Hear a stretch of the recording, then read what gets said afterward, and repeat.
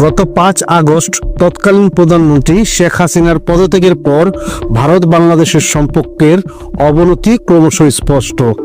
সীমান্ত উত্তেজনা, নানা অভিযোগ আর কট্টর হিন্দুত্ববাদীদের উস্কানিতে পরিবেশ দিন দিন ঘোলাটে হচ্ছে। আর এই উত্তেজনার মধ্যেই ভারতের প্রধানমন্ত্রী নরেন্দ্র মোদী সামাজিক যোগাযোগ মাধ্যমে দেন একটি বিতর্কিত পোস্ট। মোদী লিখেন, আজ বিজয় দিবসে আমরা 1971 সালে ভারতের ঐতিহাসিক বিজয়ে অবদান রাখা সাহসী সেনাদের শ্রদ্ধা জানাই। তাদের আত্মত্যাগ আমাদের জাতিকে গৌরব এনে দিয়েছে। প্রশ্ন একটাই, বাংলাদেশের নাম কোথায়?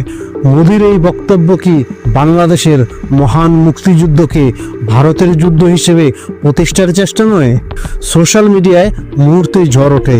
কেউ লিখেছেন 16ই ডিসেম্বর আমাদের বিজয় দিবস।